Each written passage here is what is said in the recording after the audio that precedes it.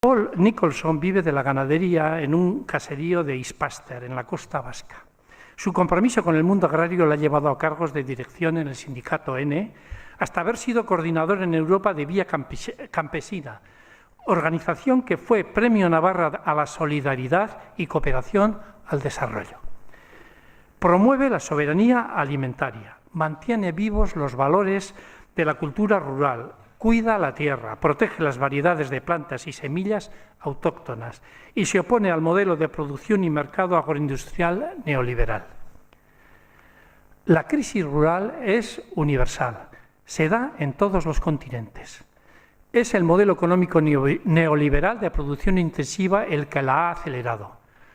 No hace falta ir muy lejos para ver esta realidad. Aquí en Navarra la estamos sufriendo también con gran intensidad en nuestros pueblos. Vía Campesina es el mayor movimiento mundial de campesinos que integra organizaciones africanas, americanas, asiáticas y europeas, con una coordinación regional, con unos criterios básicos de funcionamiento y con una participación equitativa de mujeres y hombres en los cargos de responsabilidad.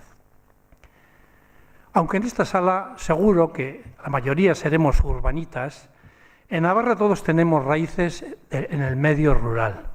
Bien nos vendrá tener información de primera mano de lo que está pasando a nuestro alrededor. Muy agradecidos por tu presencia entre nosotros y es tu turno. Eskerrik asko, Roberto. Bueno, del presente al pasado. Quiero decir, primero agradecer y reconocer la gran labor del Foro Goroa. Es importante tener estos espacios de reflexión, de debate, porque nos hace falta y además yo creo que nos hace falta muchísimo. Entonces este sí es un tema probablemente nuevo para vosotros, pero estoy seguro que comprenderéis exactamente por dónde voy, que la realidad del campo está muy cerca también de la ciudad, porque todos comemos y todos respiramos, y yo creo que los conocimientos de los pueblos los retenemos. En la presentación ha sido muy generoso Roberto, pero soy jubilado, y jubilado activo, abuelo activo, probablemente lo que no pude ser de padre, ahora me toca ser de abuelo y con mucha actividad en eso. Como activista de defensa de la soberanía alimentaria y de la alimentación local, soy parte de un grupo de consumo de Lekeitio, soy socio también de una pequeña cooperativa que transforma productos locales para el consumo local.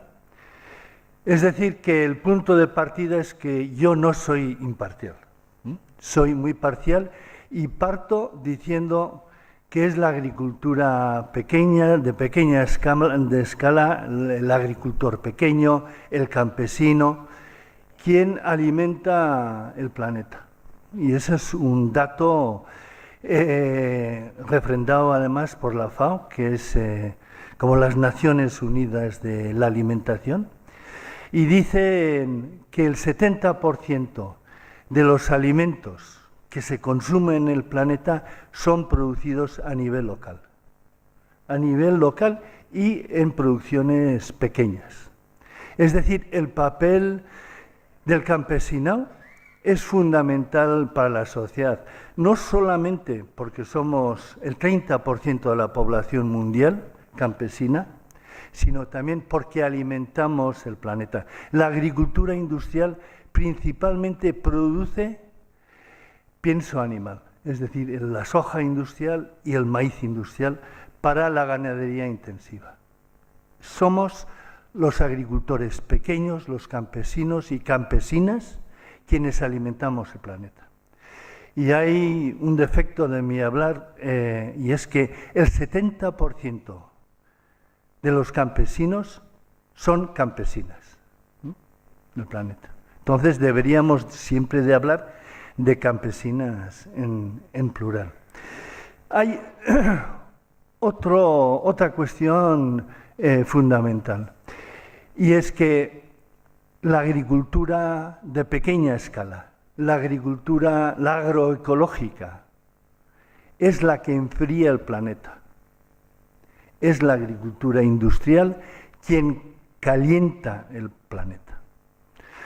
Los datos son que el 55% de los gases que calientan el planeta parten del modelo de la alimentación globalizado, de la agricultura intensiva, de la agricultura industrial, de la alimentación subordinada a los intereses de las multinacionales. Es decir, todo el transporte, métodos de producción, consumo, los plásticos, etc.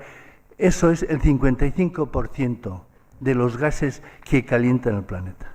Y es la agricultura de pequeña escala, la agricultura agroecológica, que no solamente alimenta principalmente la población, sino además enfría el planeta.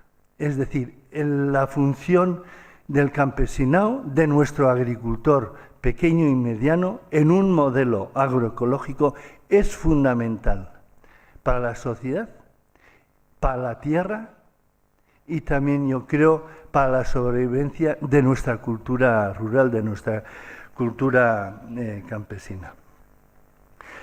Y hoy vivimos un proceso de fracaso total de las políticas alimentarias. Y es punto de enorme disputa y guerra lo que es la comercialización de los alimentos. Ese es el principal eje de los debates del libre comercio.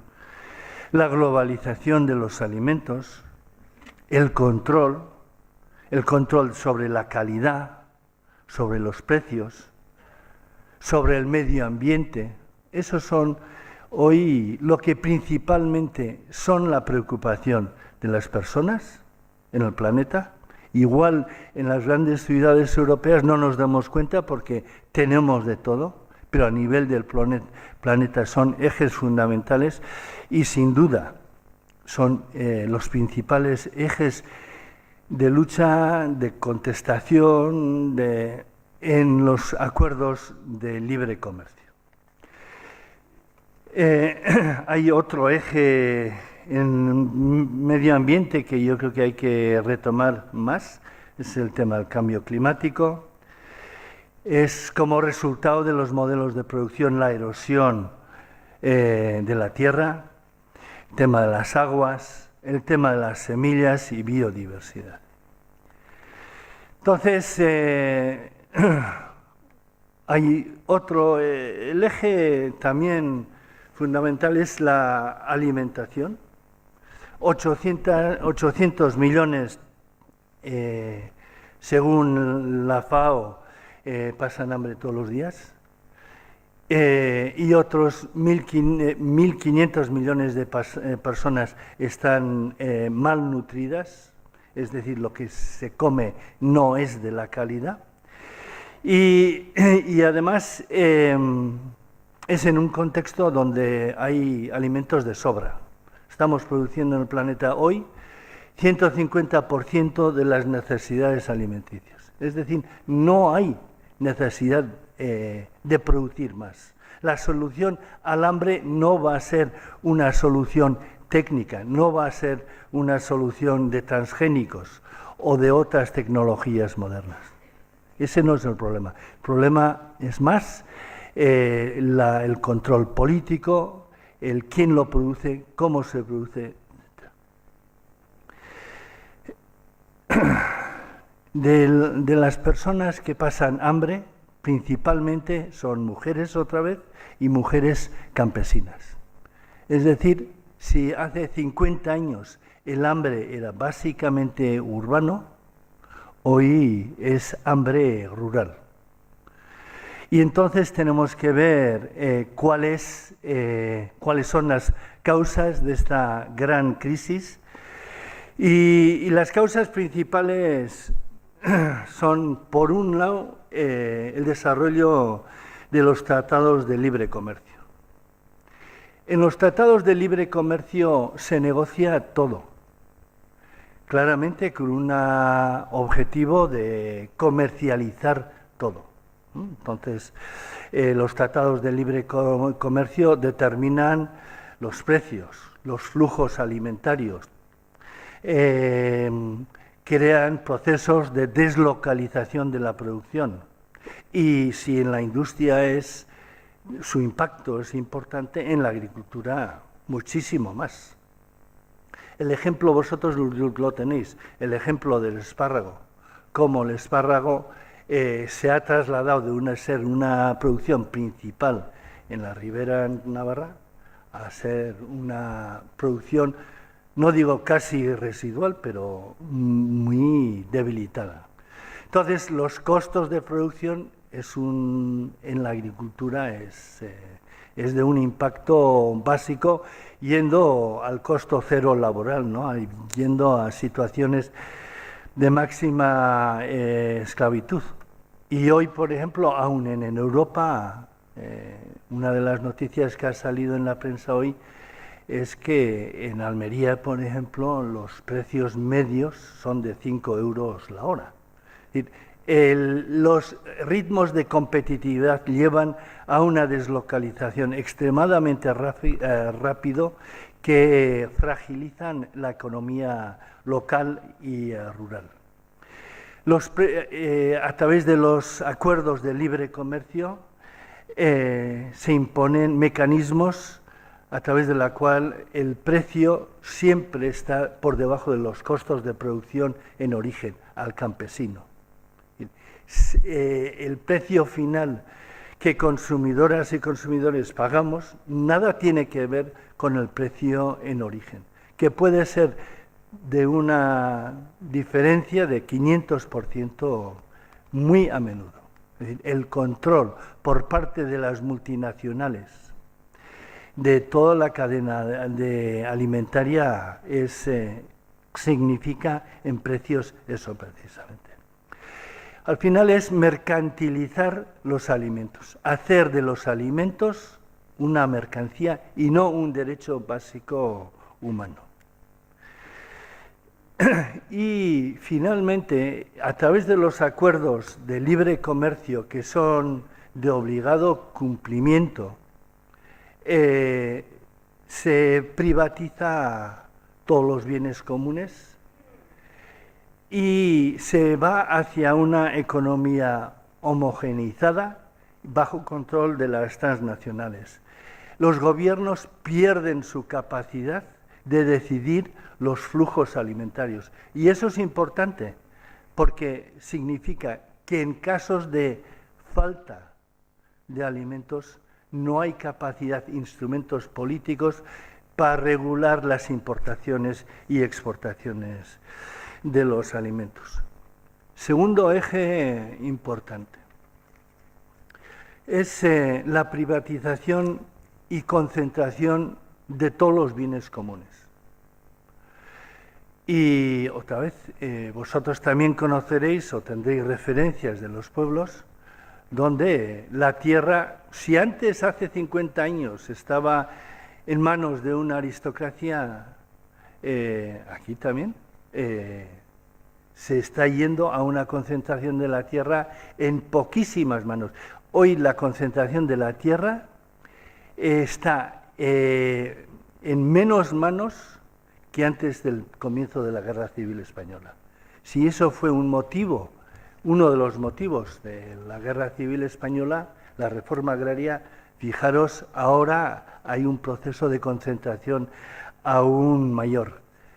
El proceso de grandes compras, de acaparamiento de las tierras por grandes multinacionales en África, por ejemplo, es enorme.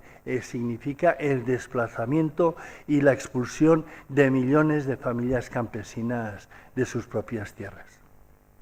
Pero es la misma lógica que pasa aquí, solo que multiplicado. La privatización del agua. Esa es otra cuestión. Otra cuestión que es para el futuro, además, extremadamente importante. No solamente la privatización, sino la destrucción y el mal uso del agua, que no es un bien, que eso va disminuyendo, y eso también yo creo que en el Estado español lo estamos viendo cada vez más. El problema del agua va a ser un factor de tensión, ya lo es, pero en el mundo es razón de guerra también. Otro, la privatización de semillas, de la biodiversidad. Otro área fundamental. Los tratados de libre comercio obligan que la propiedad intelectual de seres vivos, de flora, fauna, sea privatizada. Es decir, que empresas pueden privatizar semillas, y de hecho se privatizan semillas, privatizan partes del cuerpo, la sangre. Es decir, hay un proceso de lo que es la propiedad intelectual. No solamente se privatiza invenciones que uno no puede más o menos comprender, pero también se privatiza lo que es esta semilla que yo estoy usando en mi huerta. Por ejemplo, ya no, eso se puede privatizar y yo tengo que pagar ese royalty a la empresa. Hay un acaparamiento de todo lo que son los bienes comunes en relación a la biodiversidad, a la semilla. Esto es muy importante porque, aparte de la justicia del robo, ¿no?, de la biopiratería, necesitamos, cara al futuro, toda la diversidad que nos da la biodiversidad y las semillas, para reaccionar frente a lo que es, por ejemplo, el cambio climático. Es decir, como estrategia también de sobrevivencia frente al planeta, la cuestión de las semillas es fundamental. Aparte que las semillas la ligamos también a nuestra cultura, a nuestros conocimientos, a nuestra realidad social y como pueblo, ¿no? Nuestros tomates, etcétera, etcétera, que alrededor de las semillas viene el fundamento de la vida. Y eso claramente está bajo riesgo, y hoy el repartir semillas propias es ilegal. Y, por ejemplo, para la certificación de la agricultura ecológica es imprescindible tener semillas certificadas, es decir, tener semillas normalmente en manos de las multinacionales. Es decir, son políticas interpuestas, ¿no? Y esto, paralelamente, estamos en un proceso de concentración de las propias empresas multinacionales. Nestlé, pues, es el cuarto propietario del agua del planeta. No sé si es Nestlé, no, es Eroski. Y no sé dónde lo ha comprado, pero es Nestlé. Controla los mercados cereales, el de la leche. También tiene una relación financiera empresarial con la Bayer. La Bayer ahora ha comprado Monsanto, que es la que controla los transgénicos de maíz, porque controla el Roundup, lo que era la gente naranja en la guerra de Vietnam. Y por cierto que Bayer, cuando ha comprado Monsanto, ahora ha empezado a perder juicios porque jueces norteamericanos han empezado a reconocer que el Roundup, que es el glifosato, es un herbicida cancerígeno, ¿no? Entonces, el proceso de privatización y al mismo tiempo concentración de todos los bienes comunes es un efecto importante para lo que es la salud nuestra, pero también para una agricultura sostenible.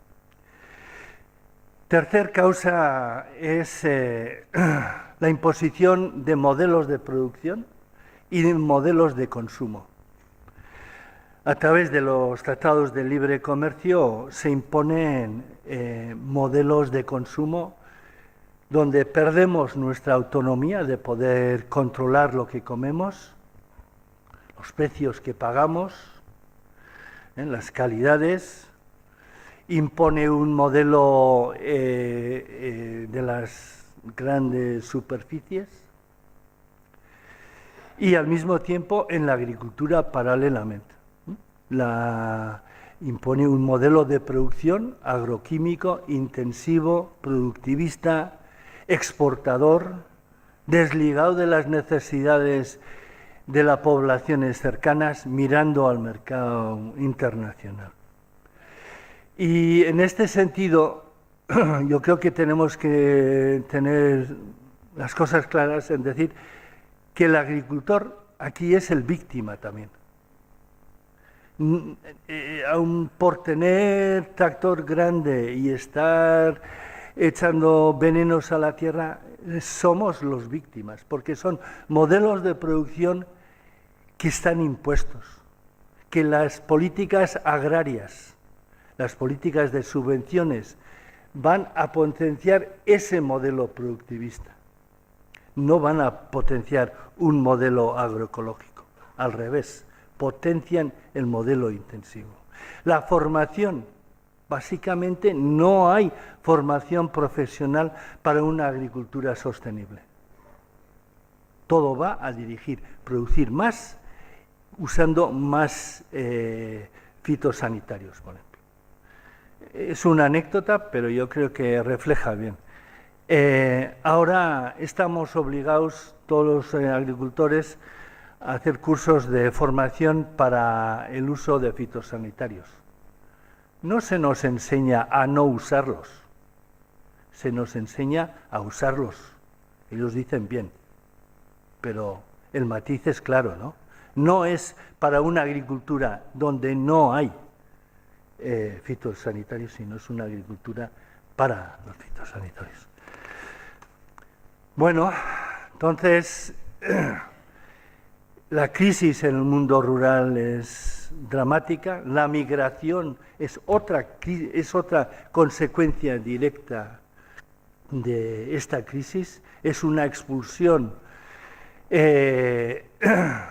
hacia las grandes ciudades, es una expulsión forzada, la migración es una expulsión forzada, y cuando se habla de la España vaciada no es un acto pasivo, es un acto, son consecuencias directas de políticas que crean este contexto. Y esta situación genera en el campo muchas resistencias locales, en las comunidades rurales, en las comunidades indígenas, y se ha construido, desde el 93, un movimiento campesino nuevo, un movimiento campesino que parte de otras lógicas, que son movimientos internacionalistas, entienden que el enemigo no es la competitividad entre nosotros, sino la crisis del mundo rural es una crisis de la política neoliberal y que nuestro enemigo son las políticas neoliberales. Y este nuevo movimiento campesino que lucha sobre los derechos de los campesinas y campesinos, sobre el hecho de ser campesino, de controlar nuestra tierra.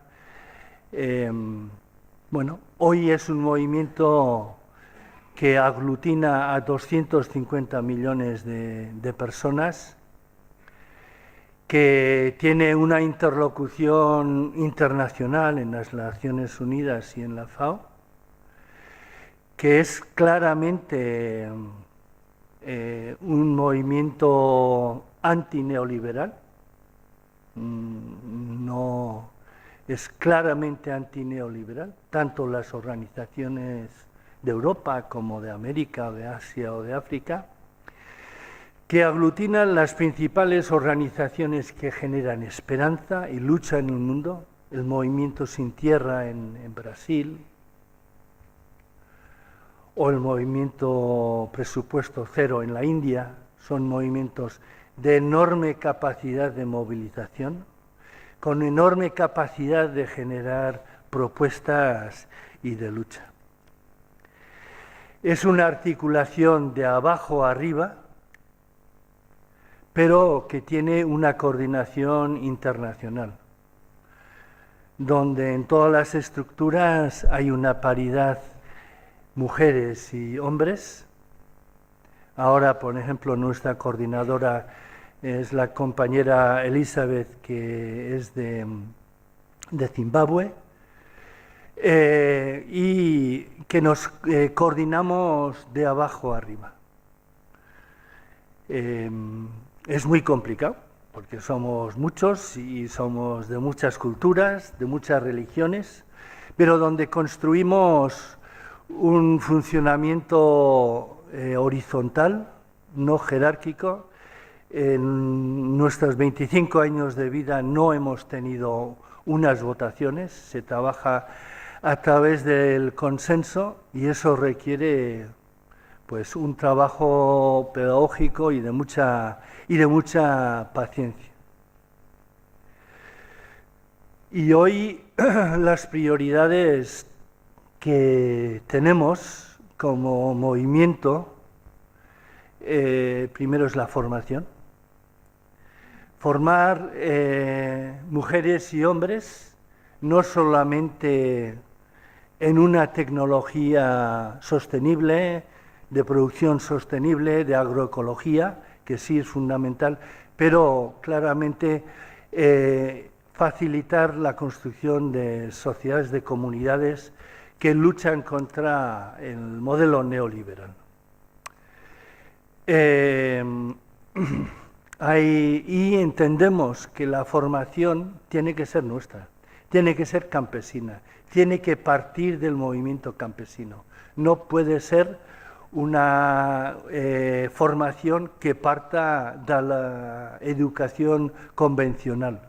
Tiene que ser absolutamente partiendo de los marcos de lo que nosotros creemos que es justo social y ecológicamente. Entonces tenemos escuelas de agroecología en todo el mundo, principalmente en Latinoamérica. Yo creo que ahí es la mayor fuerza en la formación ahora. Las escuelas del MST, o en Ecuador, o en Argentina, son... si alguna vez tenéis alguna relación, os aconsejo vivamente que buscáis una interrelación, porque veréis que es una formación basada sobre Paulo Freire, las enseñanzas de Paulo Freire.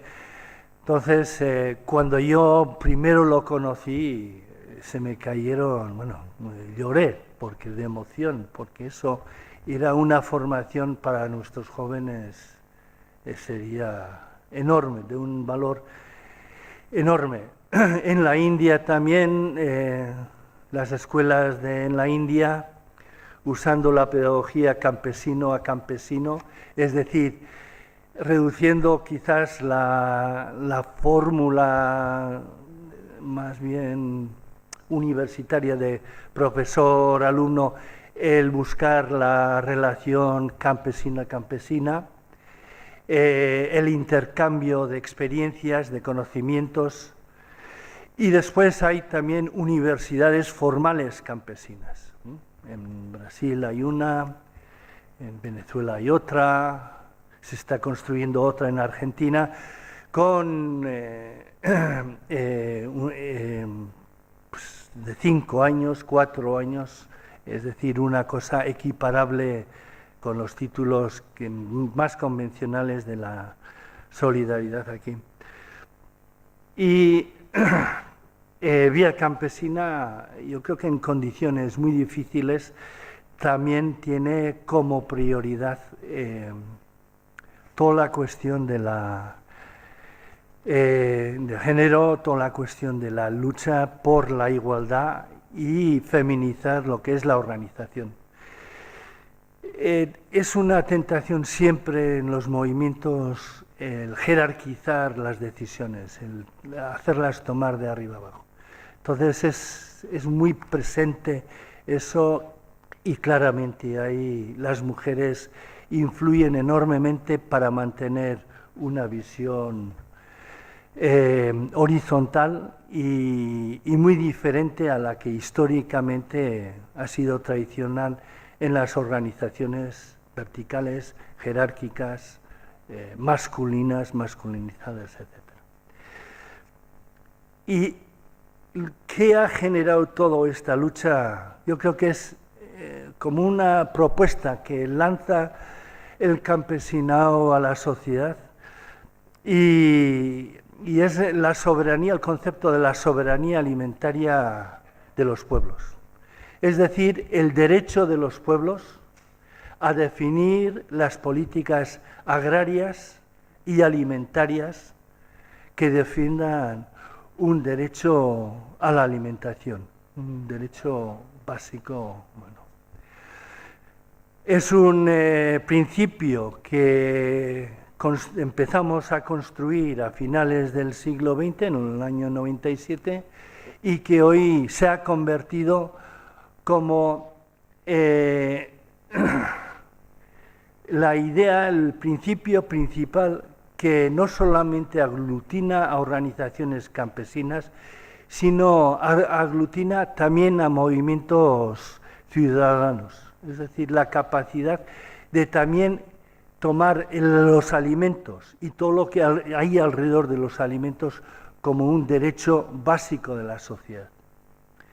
Es un concepto, por supuesto, que tiene mucho valor a nivel local, pero es un concepto que tiene una visión a nivel global. Nosotros decimos que todos los acuerdos de comercio tienen que estar basados sobre el principio de soberanía alimentaria, sobre el principio de las necesidades y no del mercado, ¿no?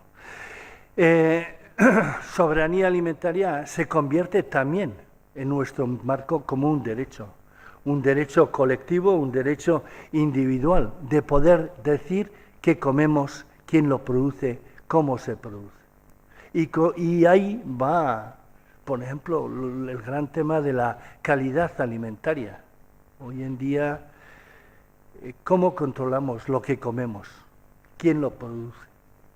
¿Realmente los registros sanitarios están defendiendo más un marco de la agricultura industrial o de la alimentación globalizada, o las necesidades que tenemos de nuestra salud? ¿No? Esa es una pregunta, yo creo que muy actual.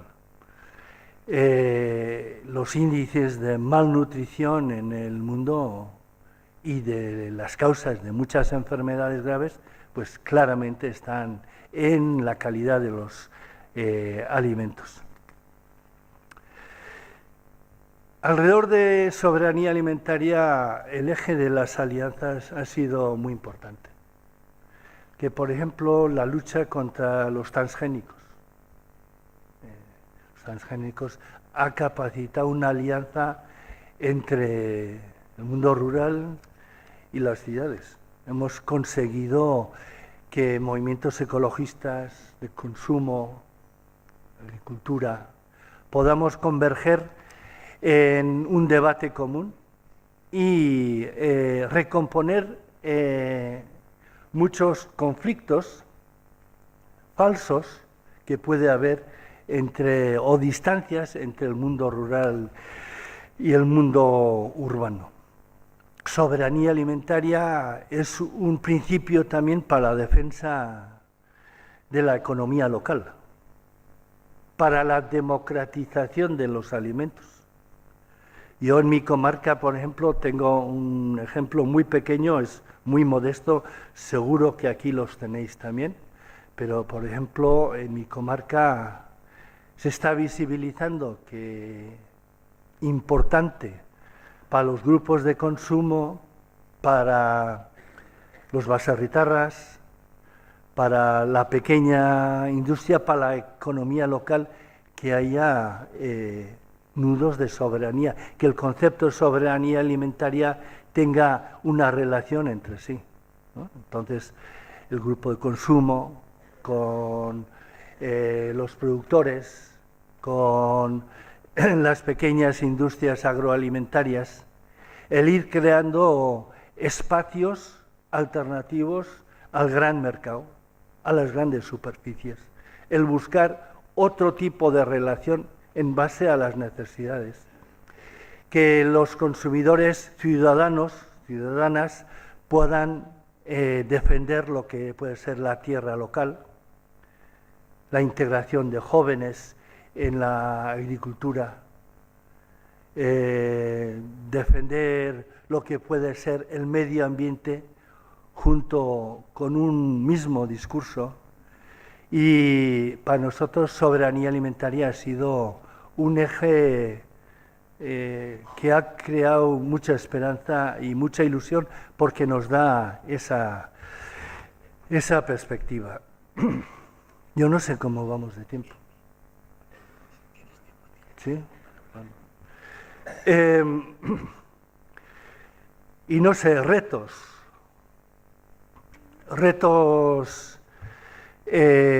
para los movimientos campesinos. Primero, sobrevivir.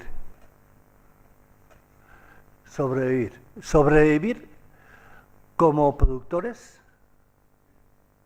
sobrevivir manteniendo nuestras redes de nuestra cultura productiva sostenible y nuestros mercados locales, sobrevivir desde el punto de vista económico y productivo, sobrevivir como pueblo, sobrevivir como cultura, frente a la gran dominio de la ideología neoliberal competitiva, de agricultura intensiva, de pérdida de control, de pérdida de autonomía. Entonces, el sobrevivir, ¿no?, como pueblo, como clase social también, y seguir con nuestros conocimientos y saberes, yo creo que esa es, para nosotros, desde el punto de vista, si queréis, egoísta, esa es una principal, sobrevivir. Sobrevivir en su aspecto general, cultural, económico, social, mantener los pueblos vivos, etc. Otro es construir nuestras alternativas, también culturales. Es decir, construir nuestra cultura, nuestra formación. Muy importante el que en las escuelas, por ejemplo, podamos introducir toda una cultura campesina de alimentación, de conocimientos. Los huertos no es un ejemplo menor, pero los huertos escolares, por ejemplo, es una buena pedagogía. Pero la formación para nosotros, para futuros campesinas y campesinos, en una formación diferente, no en base a la ciencia productivista. Producir más no significa producir mejor, al revés. Entonces, tenemos que hacer un nuevo cambio intelectual también y un abordaje totalmente diferente a lo que es la formación. Entonces, la propagación de escuelas de formación en base a la agroecología Y no digo ecología, la agricultura ecológica simplemente, sino agroecología, es fundamental. Tener gente, jóvenes, que se formen en una nueva manera de vivir, en una nueva manera de trabajar, de convivir. Tercer eje es la lucha por los bienes comunes. Y esa es una lucha común de toda la sociedad. La defensa de la tierra. No solamente la propiedad o el uso, usufructo de la tierra, sino el cuidado de la tierra. Métodos de producción que sean respetuosos, ¿no? Y la verdad es que la erosión de la tierra es muy preocupante. Y curiosamente, el otro día en una estadística que salió, más relacionado probablemente con la política forestal, en Guipúzcoa, por ejemplo, la erosión principal en Europa se da en Guipúzcoa. Seguramente relacionado con el modelo productivo forestal que existe. Un cuarto reto es el cambio climático. Y eso me ha extrañado mucho que en las elecciones el cambio climático no ha sido una cuestión muy debatida. Pero indudablemente hoy es uno de los ejes de más preocupación para el planeta. Y eso requiere cambios sistémicos, no solamente el tema del petróleo o energético, pero significa cambios sistémicos que van a influir en nuestra manera de vivir. Y es en el corto plazo de que estamos hablando. El cambio climático existe, eso nadie lo pone en duda, nadie. No hay negacionistas del cambio climático, hay negacionistas de las causas del cambio climático. Pero es claro también, y así lo dicen todos los informes de las Naciones Unidas, que el cambio climático es una consecuencia de la acción humana. Es claramente relacionado con el modelo de desarrollo y de vida que tenemos. Entonces, es un cuestionamiento directo al modelo el modelo neoliberal económico que tenemos hoy. Y no cabe duda que es un debate incómodo para muchos sectores de la sociedad, pero es un debate que se tiene que dar en profundidad y muy urgentemente. El cambio climático afecta de una manera dramática en la agricultura del planeta. Aquí aún yo creo que es menor lo que nosotros nos damos cuenta, pero ya ha empezado a cambiar. Las temperaturas nocturnas ya han empezado a elevarse. En la agricultura estamos viendo claramente que hay nuevas enfermedades en los árboles, en las plantas, que hay nuevos insectos, que las cosas están cambiando. Entonces, estos solamente son avisos de lo que viene. Y el cambio climático, agricultura tiene un papel fundamental para jugar. Y para acabar, yo quiero acabar diciendo o repitiendo una cosa. La agricultura campesina no solamente es 30% de la población, pero hoy es el que alimenta el planeta. La agricultura industrial no lo alimenta. El mercado global no alimenta. Eso alimenta a las vacas, a la agricultura intensiva. Es la agricultura pequeña escala a nivel local que está alimentando al planeta. Y segundo, es la agricultura agroecológica, la de pequeña escala, la que principalmente puede enfriar el planeta. Y con esto espero que dé motivos para debate y igual para desacuerdo también. Muy bien. Muchas gracias.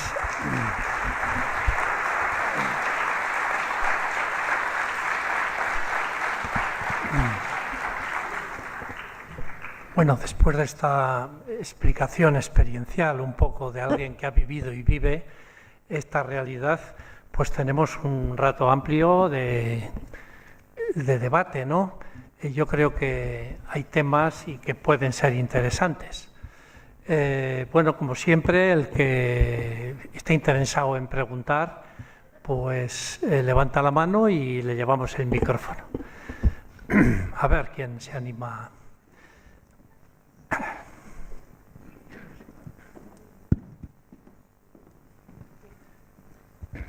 Buenas tardes. ¿Qué pesticidas y qué fitosanitarios están permitidos en España o que sean negativos? Y otra pregunta, bueno, aquí en Navarra también, ¿no? Lo foral, pero bueno, en el País Vasco, como me ha hablado usted del Lekeitio y tal, ¿en el País Vasco hay alguna medida que se toma o que se pueda tomar para prevenir contra este tema?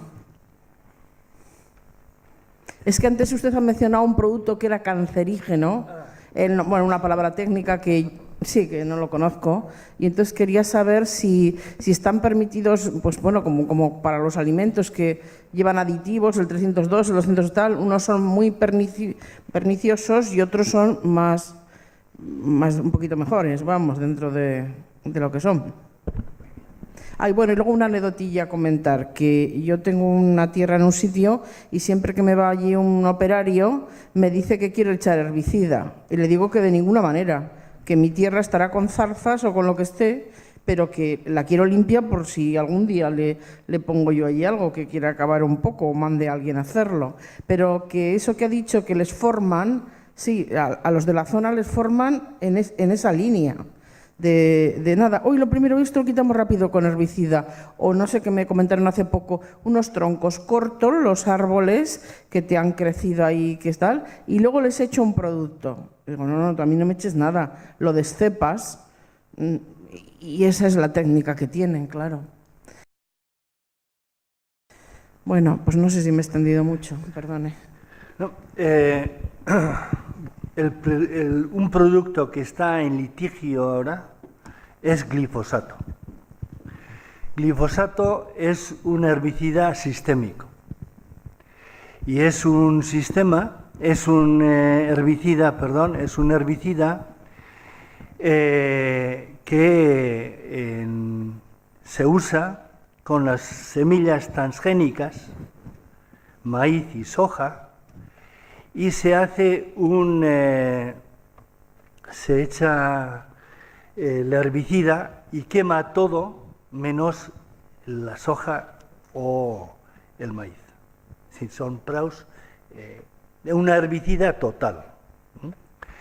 Entonces, el proceso ha sido que ha habido una movilización histórica contra este producto comercial que se llama Roundup, de la empresa Monsanto, que hoy es parte de Bayer.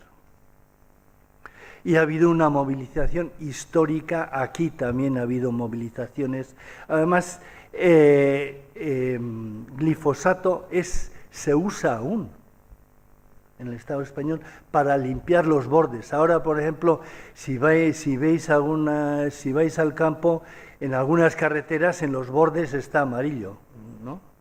Normalmente es Roundup, normalmente, glifosato. Glifosato ha tenido una contestación social muy grande. Ha sido un debate muy grande en el Parlamento Europeo, donde tras muchos informes en contra del glifosato, donde se dice que es potencialmente cancerígeno, el Parlamento Europeo, en una votación muy reñida, aprobó otra vez 5 años más de estar legal. Entonces, glifosato hoy es legal. Paralelamente, en Estados Unidos, jueces, especialmente de California, donde ha sido muy utilizado, están dando a ciudadanos que han denunciado a Monsanto cientos de millones de daños a las familias que tienen cáncer linfático. Entonces hay mucha presión en este momento en Monsanto para que retire Roundup. De hecho, las acciones de Bayer han caído este último año y es una movilización que realmente tiene mucha influencia. Yo creo que no va a resistir y lo van a prohibir. En las áreas donde se usa glifosato de manera masiva, hay muchas evidencias porque en Argentina o en Brasil, por ejemplo, lo echan por encima de los pueblos o es por aire, es un spray por aire. Entonces hay muchas evidencias de personas que han tenido problemas reproductivos o niños y niñas malnacidos. Es una historia muy horrible, pero la presión del lobby fitosanitario es enorme. La presión de la agricultura industrial en las decisiones políticas son muy importantes. De hecho, España se abstuvo en la votación. España no se pudo mojar ni a favor ni en contra, se abstuvo. Sí. Bueno, gracias por esta conferencia tan interesante, porque aunque seamos urbanícolas, todos somos, aquí en Navarra, pues somos de origen campesino y a algunos nos toca muy de cerca. Bueno, esto como es cristianismo y mundo actual, me imagino que el ponente, aunque ecologista y todo esto, tendrá algo que ver con la práctica cristiana y esto. Entonces, si nos puede responder algo o dar alguna orientación, ¿cómo se entiende? Ahora estamos en vísperas de elecciones al Parlamento Europeo, que una Europa de cultura cristiana, con sus derechas y centroderechas que se reivindican del pensamiento cristiano, sea PSOE, PP, democracia cristiana, de una forma más explícita unos u otros, ¿cómo es que colaboran tan activamente con estas políticas neoliberales que destruyen tantas formas de vida? Porque la vida, me imagino, no es solo la de los neonatos, es también la vida de los que tienen que comer y de las formas de alimentación, etcétera, etcétera. Pues ahí le planteo esta duda, a ver qué hace con ella. El lobby alimentario reúne muchos intereses por encima de los gobiernos. Y antes de tomar una decisión sobre la alimentación o la agricultura, cada parlamentario, cada miembro elegido en cualquier parlamento recibe muchas presiones y muchas explicaciones, si quieres, y muchos caramelos también. Es un sistema realmente corrupto, intransparente. No hay transparencia. Y los discursos o los movimientos sociales tenemos enormes problemas de poder acceder a esos poderes decisorios políticos. Muy difícil, muy difícil. Entonces, la movilización es fundamental. Y la movilización es seguramente lo que más les da miedo. No sé si te respondo, pero, por ejemplo, la encíclica del Papa Francisco. Es una buena encíclica, excelente encíclica. Para hacerlo estuvo también con Vía Campesina. De hecho, hemos tenido tres conversaciones largas con el Papa Francisco. Pero esa encíclica no ha tenido ningún efecto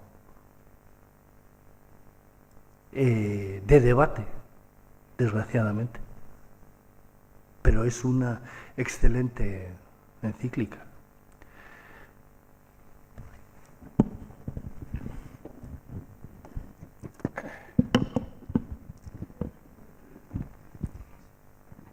Buenas. Bueno, en primer lugar, me ha gustado mucho la charla, me ha parecido muy interesante, pero sí que me gustaría, ya que dice que Vía Campesina es una organización tan potente y tan grande, no han pensado nunca en la vía política, es decir, la manera de incidir, la movilización social a partir de esta creación, porque ha dicho usted que es una organización internacionalista, ¿no?, horizontal, de abajo arriba, ¿no?, pues respetando un poco el marco de esa organización horizontal, entonces acceder un poco a esa manera de incidir y de cambiar. Y luego la segunda pregunta está relacionada con la alimentación.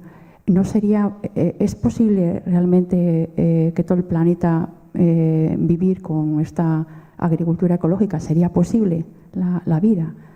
Porque estamos acostumbrados a esta agricultura industrial capitalista. Y me ha quedado la duda si ustedes también son anticapitalistas, ¿no?, por lo que han dicho. Entonces sería una organización de este corte, más o menos, ¿no?, más o menos entendido, ¿no?, en contra del movimiento neoliberal, supuestamente serían anticapitalistas campesinos. Muchas gracias.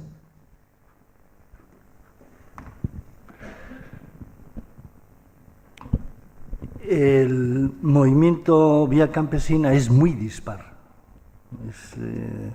Tenemos desde religiones, culturas, muy dispar. Y partimos de los movimientos sociales, partimos como movimiento social.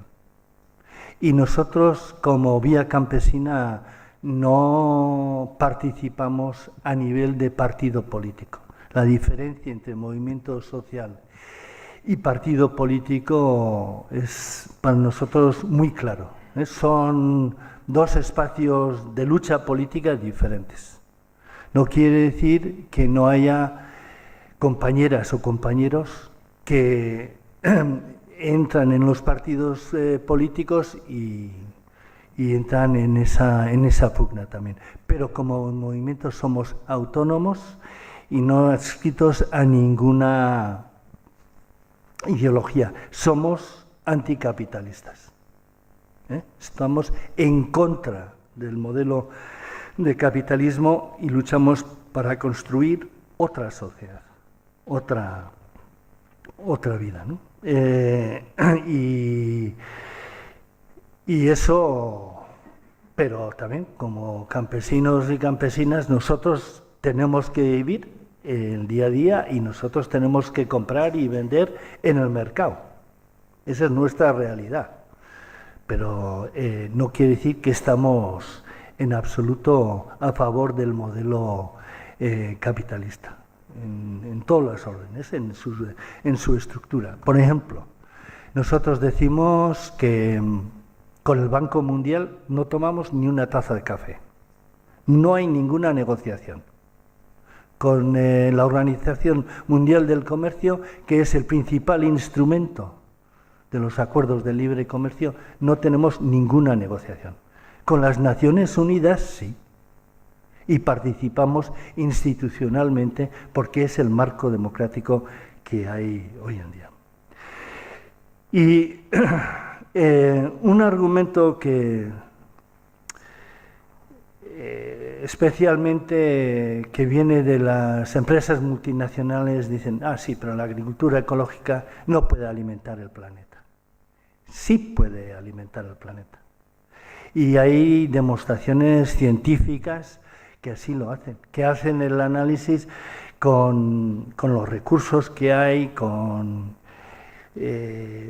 yo recomiendo, por ejemplo, una persona que ha hecho mucho trabajo sobre eso, Peter Rosset, que está en castellano también, y claramente la agricultura ecológica o la agricultura agroecología, la agricultura de pequeña escala, sí alimenta al planeta y sí puede alimentar a todo el planeta. El problema de fondo no es falta de alimentos, porque sobran alimentos, no es falta de alimentos.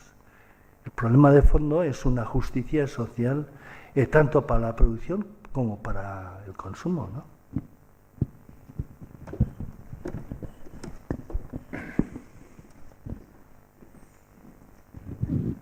Me asusta la cantidad de preguntas que me suscitas, Paul, pero hay 4 cosas que me vienen a la cabeza muy importantes y que todos los días están en debate.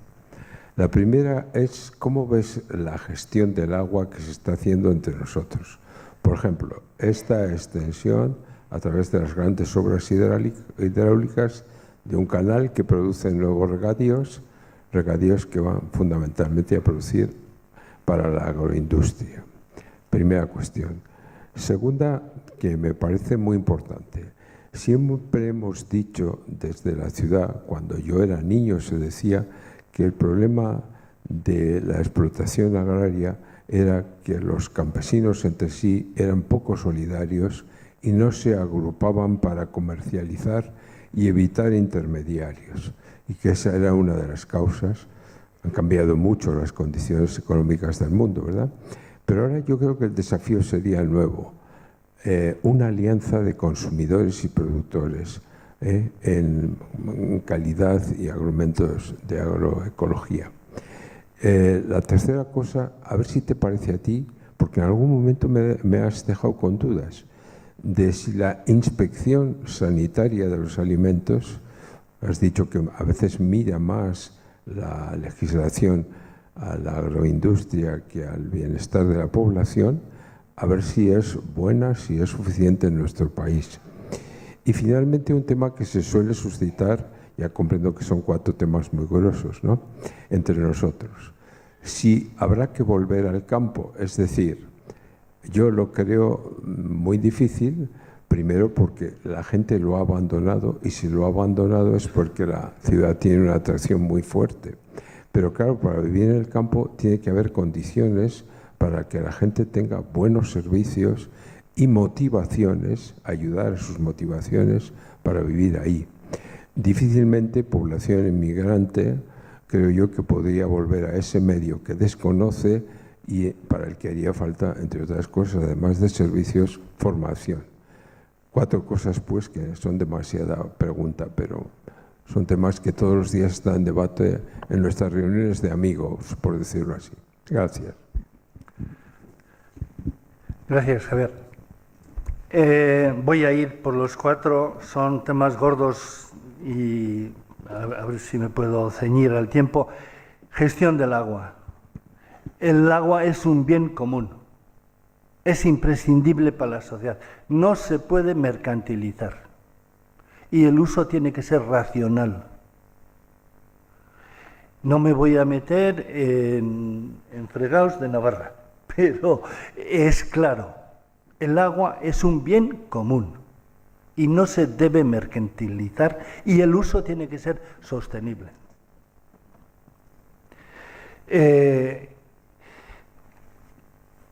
La comercialización siempre es un problema para nosotros, siempre es un problema. E indudablemente la pérdida de los mercados locales, la pérdida de la relación entre la campesina y la tienda y el pueblo y la pérdida de esa relación pueblo-ciudad afecta absolutamente negativamente. No siempre las cooperativas es la solución, porque al final una cooperativa es un instrumento, no más. Y conocemos grandes cooperativas aquí también, que hacen el papel de la multinacional. Entonces, la relación campo-ciudad alrededor de la alimentación es un debate que tenemos que hacer y tenemos que resolver. Los grupos de consumo importantes puede ser reflejo de una necesidad, pero tampoco es la solución para todos. Pero sí tenemos que buscar esas relaciones sociales sobre las necesidades de cada cual. El reglamento higiénico-sanitario, de eso estamos hablando.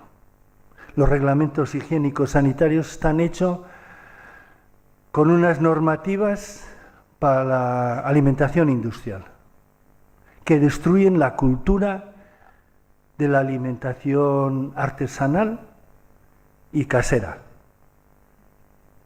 Y están hechos, se nos exige igual a la gran industria que a nosotros, que igual podemos estar haciendo chorizos o lo que sea en casa. Igual. Y es imposible de seguir. Es imposible de seguir. Son reglamentos higiénicos sanitarios influidos por la agricultura industrial, por la alimentación industrial. Y preguntar a cualquiera del campo y te dirá las dificultades que hay para poder legalizar el hacer queso o el hacer chorizos o hacer mermeladas.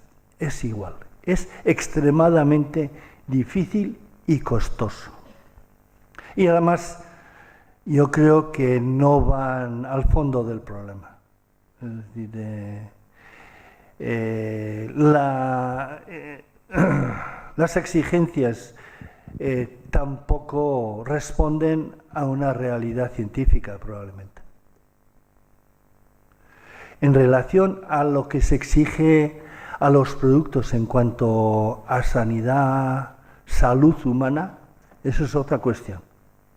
Pero también yo diría que el uso de conservantes, por ejemplo, y ahí tenemos toda una serie retahíla de productos que no sé si algún día no va a haber problemas ahí. La vuelta al campo. El abandono ha sido obligatorio, el abandono ha sido empujado allá y aquí, ha sido por políticas que cierran nuestros ambulatorios, etcétera, etcétera. Yo personalmente pienso que la solución es el campo. Yo pienso a la inversa. El modelo de ciudades, de grandes urbes que hay ahora es imposible gestionar. No es socialmente, culturalmente sostenible y medioambientalmente tampoco. Y el campo tiene muchas soluciones y propuestas a dar a la gran ciudad. Yo creo que, por ejemplo, soberanía alimentaria, desde una perspectiva ciudadana, es una solución en el campo también. Y imprescindibles son políticas que abran tierras para los jóvenes o para la gente de media edad. Por ejemplo, gente de 50 años que no encuentra trabajo, el retorno al pueblo, ¿por qué no? Produciendo además como campesino o campesina, con toda dignidad. Yo creo que hoy el ser campesino, campesina, es una de las pocas profesiones que pueden ser dignas. Persona autónoma, trabajas mucho, de acuerdo, pero también hay nuevas formas de trabajar, con colectivos o grupos o lo que sea, pero en el campo se trabaja con dignidad. Tú eres jefe de tus horarios y de tu trabajo. Y ante situaciones de paro juvenil, por ejemplo, en las ciudades, a mí me parece, en otro ambiente social y político y económico, el campo es solución. Solución. Mucho más solución que buscar solucionar las grandes urbes que hay en el planeta, y aquí también. Yo querría hacer una pregunta complementaria porque, bueno, me parece... un amigo que conozco de la zona media de Navarra, pues le pregunto, oye, qué bien, ¿no? El canal de Navarra para tu pueblo y incluso para gente que quiera volver de la ciudad porque ha perdido el trabajo, lo que sea, y me dice, es un desastre, no hay nada que hacer, me comentó. Me quedé totalmente extrañado. Venía a decir, hoy es imposible que un joven pueda volver al pueblo y, para empezar, ¿qué está pasando? Que los regadíos están empezando a coger cada vez mayores empresas porque se está montando como grandes empresas todo. Necesitas una maquinaria, una inversión que es imposible que una persona que vive en la ciudad y se ha quedado, aunque tenga algo de capital, es imposible. Y bueno, pues me dejó sin palabras. Me gustaría también, aparte de este tema, es complementario a lo que... el tema de la PAC, ¿no? Yo, por ejemplo, ese tema me dejó un poco... Me comentaba un labrador, si no fuera por la PAC, no podríamos, estamos perdiendo dinero. Y entonces eso produce un doble efecto, es decir, que la agricultura está totalmente subvencionada, no es tampoco rentable así a nivel... Eso en primer lugar. Y como se produce mucho más de lo que se consume, se produce un segundo producto, es decir, que la Unión Europea está exportando cantidades impresionantes de alimentos subvencionados que está arruinando a gente de otras regiones. No sé, un poco esos dos aspectos, ¿no? Lo del canal de Navarra, tú lo has dicho, es así. Es así, es que va dirigido a inversiones grandes, donde no puede entrar un joven pequeño. Y la producción que ahí se desarrollará será para la exportación, no es para el mercado o el consumo de Navarra, es un gran negocio. En Tudela creo que hay 12 campesinos, ¿no? 12. Debe haber 12. La huerta de Navarra, y ahora hay 12 campesinos. Eso es lo que se me ha asegurado. El resto son, igual me equivoco, pero no sé si hay muchos más. Trabajadores no, Trabajadores habrá muchos más. Pero es claro que hay una concentración hacia la gran empresa y la desaparición de pequeños productores que surten lo que son mercados locales, ¿no? La PAC, la política agraria común, es necesaria. Una política agraria común que sea social y ecológicamente justa. Esta, la que tenemos, prioriza un modelo intensivo, prioriza el modelo productivista y el 80% de las ayudas van al 20% de los propietarios. Y prioriza principalmente lo que es la propiedad y no el trabajo. Entonces, no es justa, es absolutamente injusta, lo reciben más los grandes, por supuesto, y además ayuda a ese proceso de concentración. Cuanto más produces, más recibes, más ayudas, etcétera, etcétera, y a un modelo específico. Y medioambientalmente también es un desastre. Dice cada vez más, en la política agraria común, dicen, considerando que hace falta una agricultura más sostenible, bla, bla, bla, bla, bla, bla, pero los mecanismos siempre son para ayudar a la gran empresa agraria. Hoy en día, como estamos produciendo por debajo de los costos de producción, sin la política agraria común no habría agricultura en Europa, ni buena ni mala, no habría. Entonces, es una política agraria muy perversa, muy perversa. Y fijaros, los más dañados es el agricultor medio, que ni es grande ni es pequeño. El medio que está vendiendo a la gran empresa.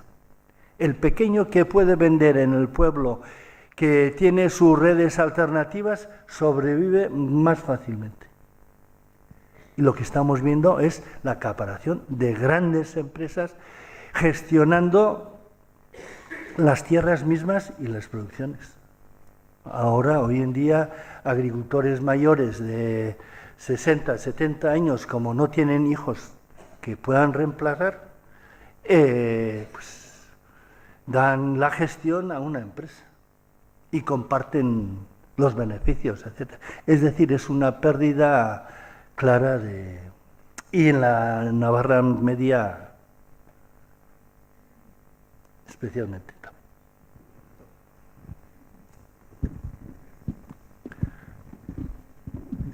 Hola. Me ha sorprendido cuando estaba hablando antes que a los campesinos o a los agricultores les enseñaban más que a no echar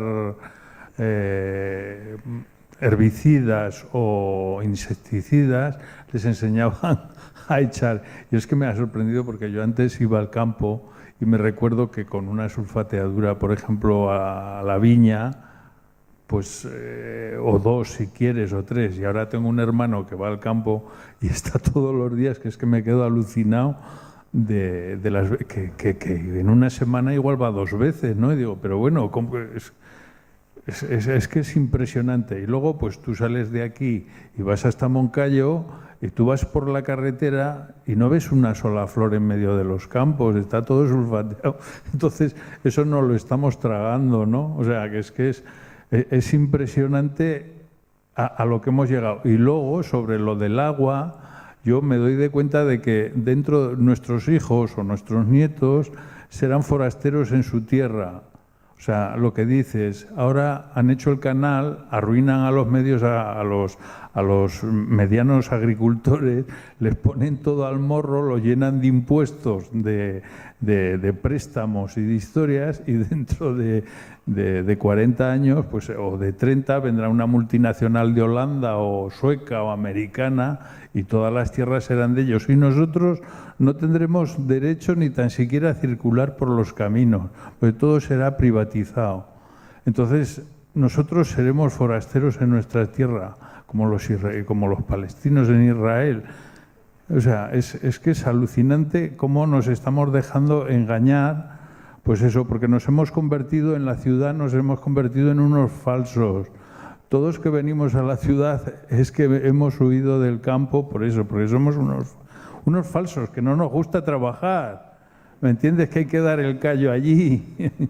Nada, solo quería decir eso y que me alegro mucho de que haya todavía gente que comparta la visión de ser un campesino, ¿no? No un agricultor, sino un campesino del que viene y está arraigado a la tierra.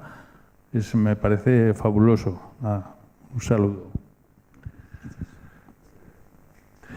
¿Qué te voy a decir? Que tienes toda la razón. Pero fui de vacaciones al principio del año y estuve en Cuba. Entonces, ¿sabéis que Cuba hoy es el país principal en la lucha biológica, en la agricultura ecológica? Es por razones políticas, ¿no? Porque por el bloqueo no tienen acceso a pesticidas y herbicidas y se lo han tenido que aprender.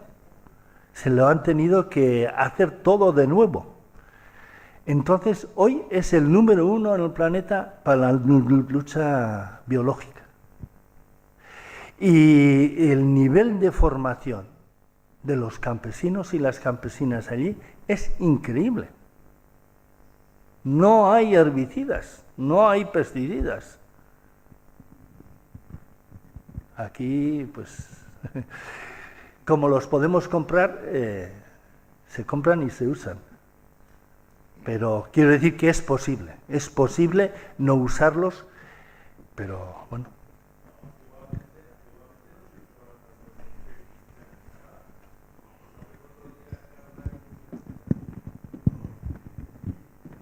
Pues con la sulfatadora es lo que dices, con la sulfatadora, y es que eso va a nuestro organismo, o sea, eso, aparte de a las aguas, a los residuos, todo, o sea, se está creando, bueno, pues nada, estamos destrozando todo. Concretamente, un día tengo un cuñado que es así un poco ecologista, y es que es curioso porque le decía el hermano es campesino, y le decía, pero si no haces nada con ser ecologista, si es que no haces nada, si es que el agua que te viene, fulanito está sulfateando el río, y por donde pasa el río te va a venir luego a ti el agua por mucho ecologista que tú seas. Es que si riegas con ese agua o te viene de la gente que por no limpiar los ríos, pues ahora pues se echa herbicidas, se matan los caracoles. Es que no hay de nada. Yo me quedo alucinado cuando voy al campo. No veo de nada, no se ven ni pájaros, nada, ¿no? Sí, hay una más, sí.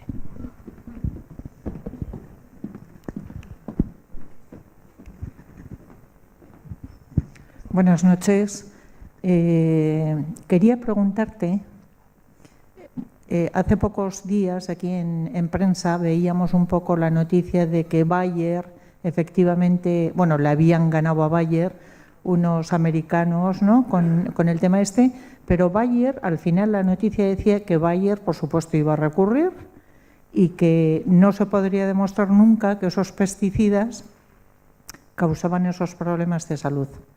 Entonces, bueno, al hilo de esto, al hilo de lo que tú hablabas de los transgénicos, al hilo de lo que hablabas de las semillas y tal, me gustaría saber un poco tu opinión, porque supongo que os habréis acercado al tema de la Organización Mundial de la Salud o de otros organismos internacionales en este tema. O incluso te preguntaría a ver un poco para qué existe salud pública en nuestro pueblo.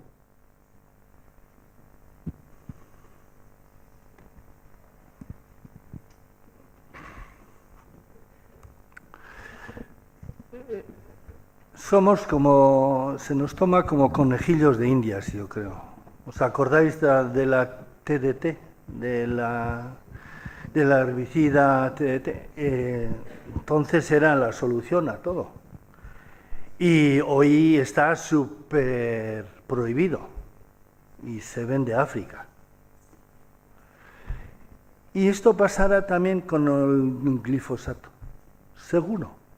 Estoy absolutamente convencido que dentro de 1 año, 2 años, dirán, esto es infumable, esto es cancerígeno, etcétera, etcétera, y lo prohibirán y lo venderán en otro país. Por desgracia, así ha pasado hasta ahora.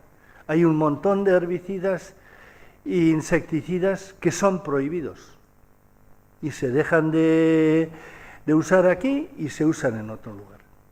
Igual esos productos sí los comemos después.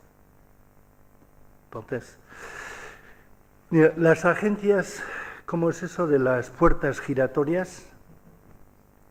Las agencias de control son muchas veces funcionarios o científicos que pasan de la agencia de control a la empresa, de la empresa a la agencia de control. Y muchas veces también antiguos cargos políticos. Son empresas con una cantidad de presión política muy fuerte también. Decía un europarlamentario cuando se decidió lo del glifosato, bueno, que le ofrecían viajes y documentación y entonces es una lucha ciudadana de los movimientos sociales y yo creo que con el glifosato lo vamos a ganar pronto, más pronto que tarde, estoy convencido. Todas las referencias que nosotros recibimos de los pueblos indígenas o campesinas y campesinos de Brasil y Argentina, en las zonas, en los campos sojeros en los campos de maíz transgénico, todo el mundo denuncia el impacto en la salud que hay.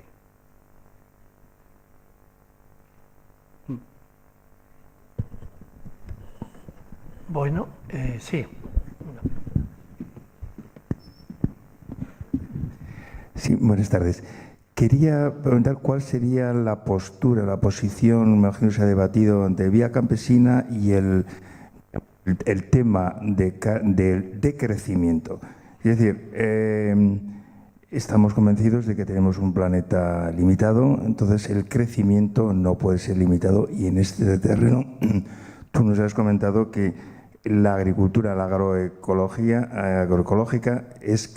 puede ser capaz de dar alimentación fundamental para todos los que vivimos, los 7.700 millones que vivimos en estos momentos. Sobraría todo lo demás.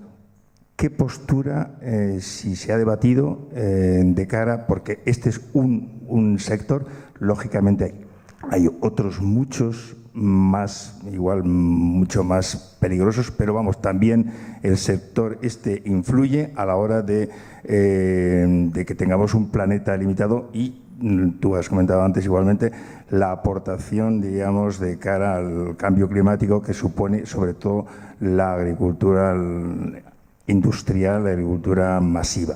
¿Cuál sería un poco, de cara al sentido global, la postura, digamos, de Vía Campesina de cara a cómo hacer frente globalmente al mantenimiento de nuestro planeta Tierra?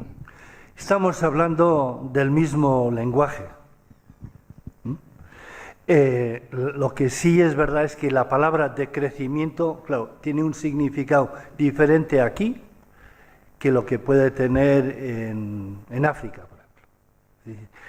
Pero claramente nuestro modelo agroecológico es un modelo de decrecimiento en nuestros términos.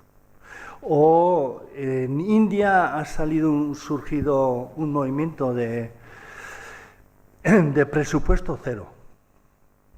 En la India hay 700 millones de campesinas y campesinos, es la actividad principal.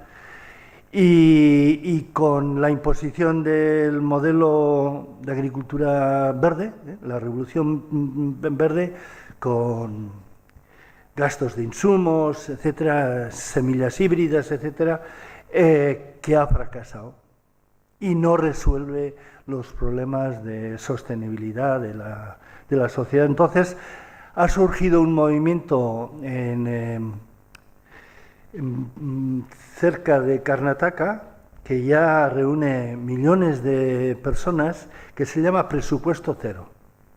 Entonces, es el desarrollo de una agricultura sin necesidad de comprar exteriormente fertilizantes o semillas o maquinaria. Y a través de una nueva ciencia, campesino a campesino, con metodologías de intercambio de información y saberes, están desarrollando una agricultura que alimenta y además sostiene los pueblos. Y es el movimiento presupuesto cero. Es muy interesante cómo se han atrevido a pensar y a hacer cosas tan diferentes, tan innovadoras. Y está empezando a ser también muy visitado por científicos y por hasta la FAO, para ver cómo se puede trasladar esa manera de formación y de transmisión de información para la producción alimentaria local. Muy bien, si no hay más, damos aquí por terminada la conferencia. Esperamos que este año hayamos cumplido y hayamos servido a Pamplona y a los que estamos aquí y a todos los que han venido otras veces con los temas que hemos tratado a lo largo del año, que son 8. Y eso, muchas gracias.